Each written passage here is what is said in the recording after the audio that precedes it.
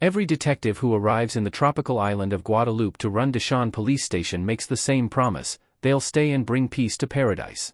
But within a few years, they all leave. Some flee in the middle of the night. Some break down crying on their final day. One detective received death threats so serious that armed officers had to escort him out.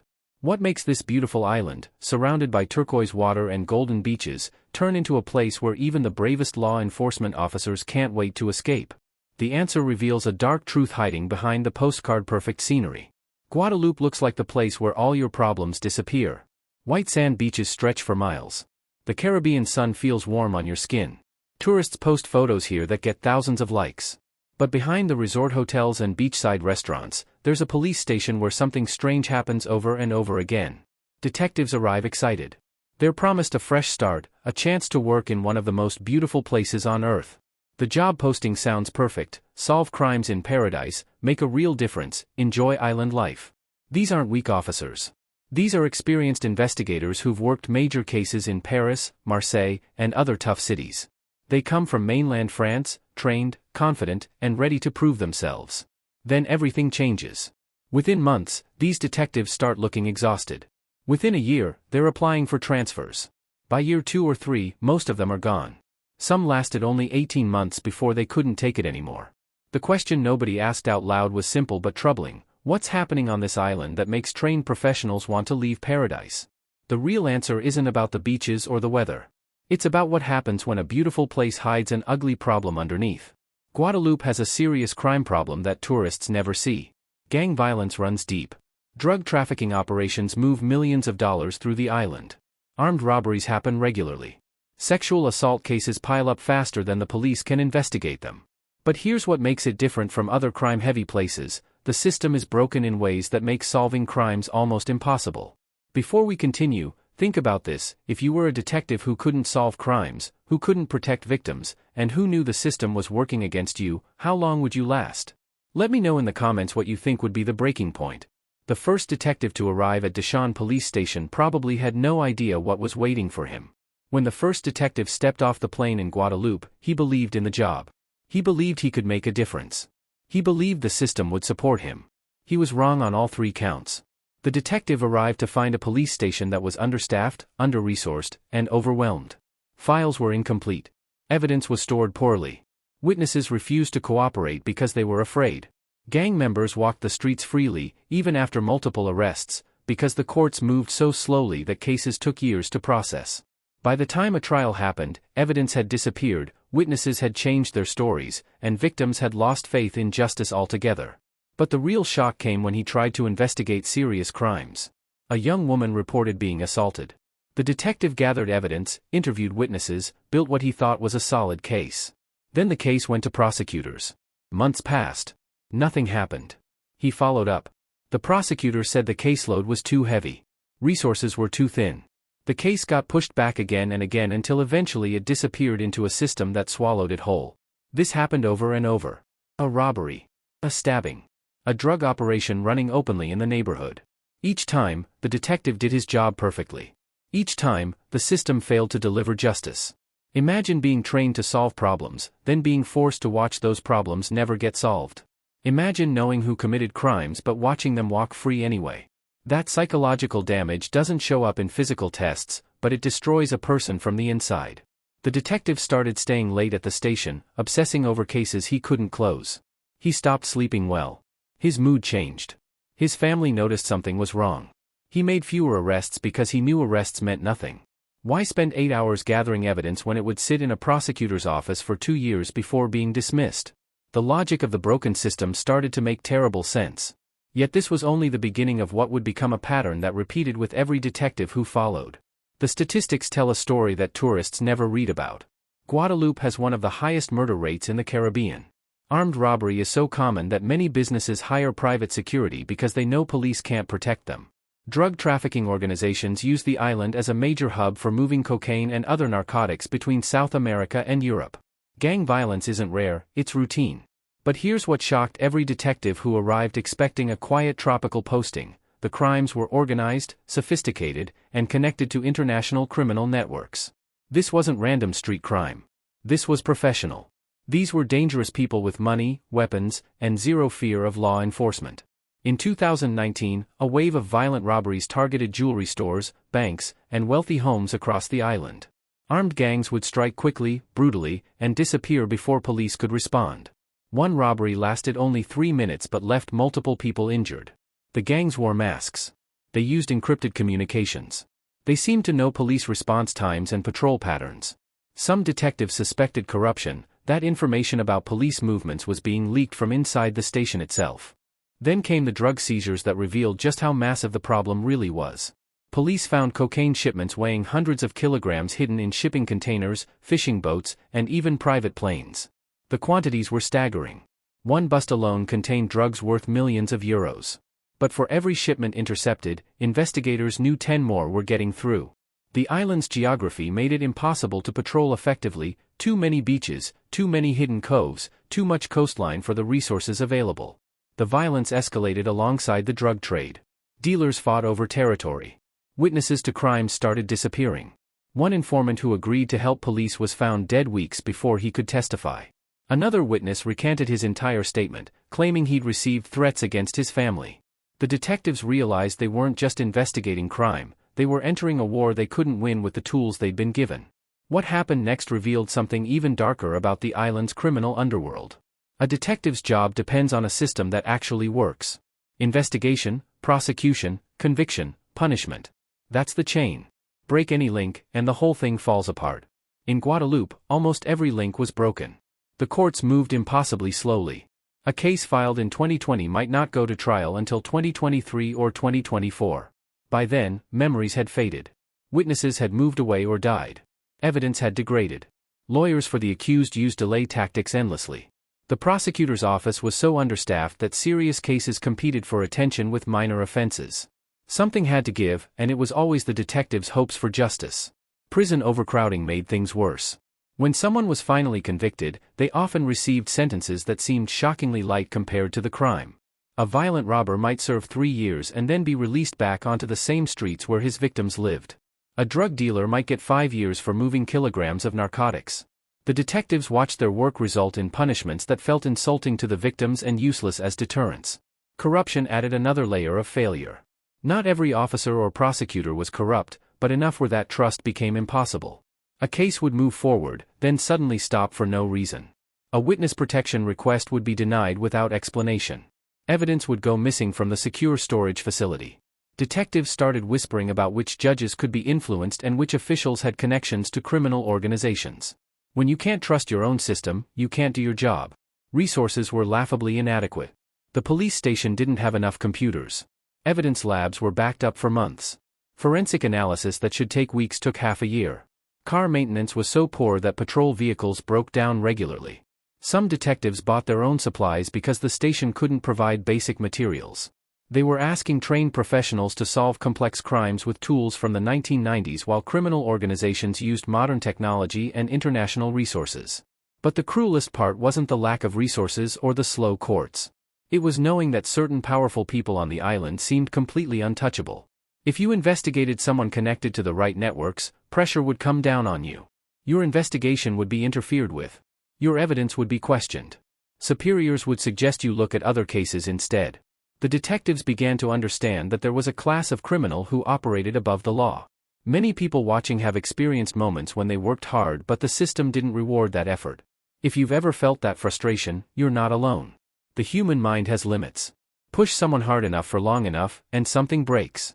Every detective who arrived in Guadeloupe eventually reached that breaking point. It started with small signs. A detective would become quieter during briefings. He'd stop making eye contact. He'd work longer hours, as if staying late could somehow fix a broken system through sheer determination. Then came the drinking. Several detectives admitted later that they started drinking heavily to sleep at night, to quiet the voices in their heads asking why they were doing this job if nothing they did mattered. Others developed anxiety so severe they couldn't function on their days off. One detective, after 3 years on the island, had a complete psychological breakdown. He was found in his apartment unable to speak, unable to move, completely dissociated from reality. His colleagues had to call an ambulance. He was medically evacuated back to France and never returned to police work. His career was over. The island had broken him completely. Another detective made a desperate decision. He started investigating a case involving someone with powerful connections. The pressure came immediately, from his superiors, from officials, from people he couldn't even identify. Death threats were made. His family received threatening calls. The message was crystal clear: stop investigating or face consequences. He contacted his supervisor asking for protection. Instead, he was told to drop the case. He was told to stop asking questions. He was told that some cases weren't worth pursuing. He realized then that he'd been sent to an island to do a job that the system had already decided he couldn't do. Within weeks, he requested an emergency transfer. The request was approved immediately, too immediately, as if his superiors had been waiting for him to break and leave.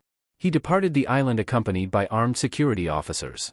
Fellow detectives said he wept during his final hours in Guadeloupe, not from sadness but from rage at having wasted years of his life. The psychological toll extended beyond the individual detectives. Their families suffered too. Spouses watched their partners deteriorate.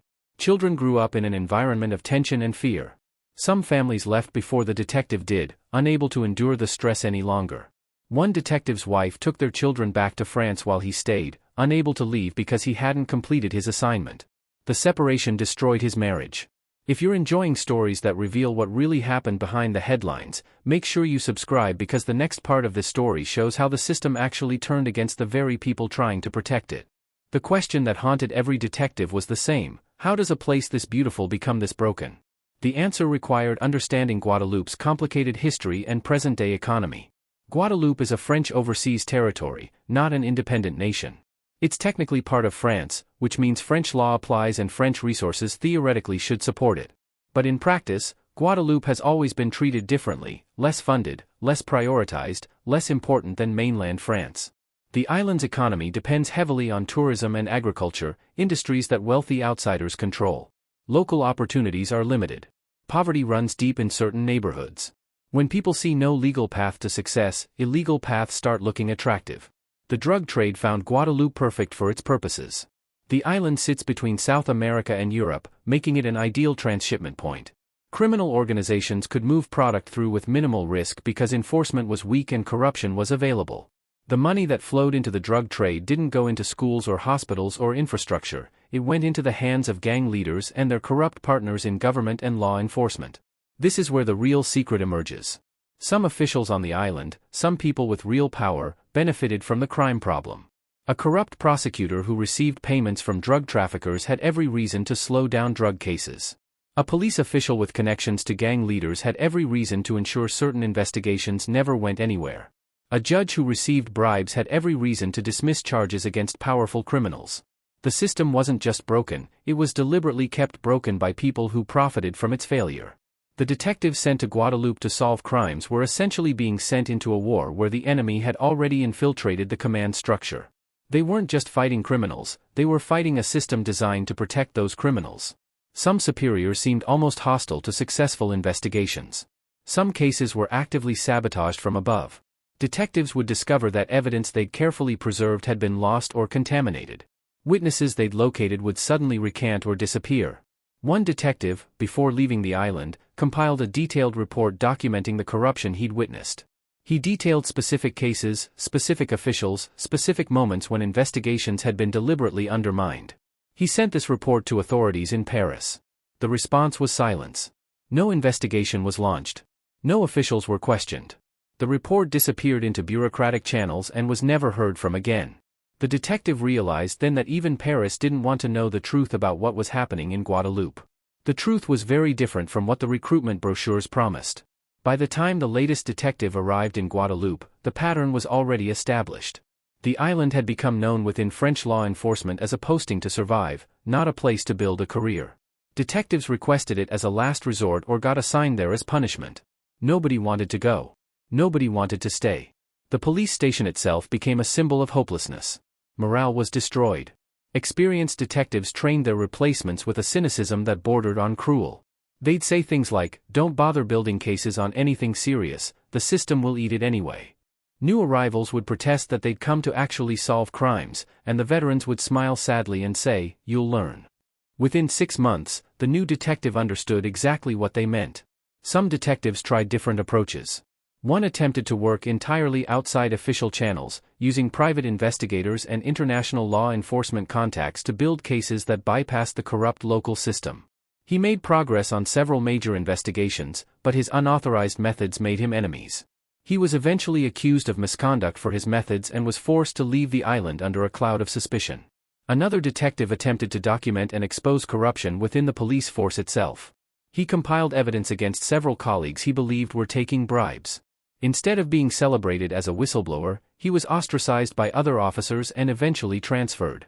The reality became clear: the island didn't want detectives who actually wanted to solve crimes. It wanted detectives who would go through the motions, file reports that nobody would read, and eventually leave quietly. The system had adapted to resist meaningful change. It had learned how to absorb effort and convert it into futility. Victims of crime suffered the most from this reality. A woman who reported assault had to face the knowledge that her case might never result in justice. A family whose business was robbed had to accept that the thieves would likely never be caught or punished. Witnesses who came forward risked their safety for a system that wouldn't protect them.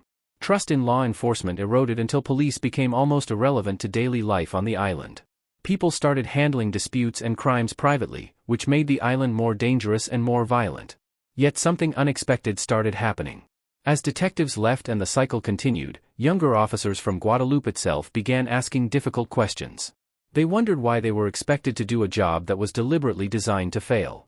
They wondered why they should sacrifice their careers and mental health for a system nobody seemed to want to fix. Some of the most dedicated local officers eventually left too, unwilling to be part of a machinery that crushed hope and rewarded corruption. The question shifted from "why do detectives leave?" to a harder question: what would it take to actually fix this? And that question had no easy answer. Years have passed since the pattern began, and Guadeloupe's police station still cycles through detectives. Some stay longer than others. Some break faster. But the fundamental problem remains unchanged because nobody with the power to fix it seems interested in trying. The detectives who left Guadeloupe carry the island with them forever. They carry the cases they couldn't close, the victims they couldn't help, the criminals they couldn't stop. Some found healing by moving to different postings where their work actually mattered. Others left law enforcement entirely, unable to trust in a system that had betrayed them so thoroughly. A few became advocates, speaking publicly about what they'd witnessed, trying to pressure the French government into actually investing in real reform. But their stories rarely made headlines. Guadeloupe remained a beautiful island in travel magazines and vacation websites. Tourists still arrived, took their photos on perfect beaches, and left believing they'd visited paradise. They had no idea about the war happening in the neighborhoods they drove past. They didn't know about the detectives who'd broken down. They didn't know about the cases that would never be solved.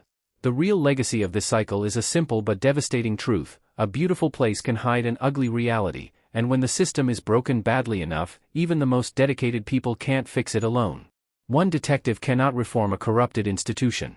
One officer cannot change a system designed to resist change. The island needed investment, leadership, cultural transformation, and genuine political will. Instead, it got a rotating cast of detectives who were expected to do the impossible and then blamed when they couldn't. Some of the detectives who left eventually returned to Guadeloupe on vacation, years later. They walked the beaches and remembered why they'd wanted the job in the first place. They thought about the people they'd met, the victims they'd tried to help, the criminals they'd chased. They felt sadness mixed with relief that they were no longer part of that broken machine. One detective said in an interview years later, "I loved Guadeloupe. But Guadeloupe didn't love me back. It used me up and spit me out." I think a lot of detectives feel the same way. The island's crime problem persists. New detectives still arrive with hope. They still leave with broken spirits. The cycle continues because nothing has changed. No major reforms have been implemented. No significant resources have been invested. No high-level corruption has been prosecuted. The system remains exactly as it was, waiting to break the next detective who arrives believing they can make a difference. But this story isn't the only mystery that remained unsolved. The next story on this channel reveals something even more surprising, about a place where detectives didn't leave because they wanted to, but because they physically couldn't stay alive.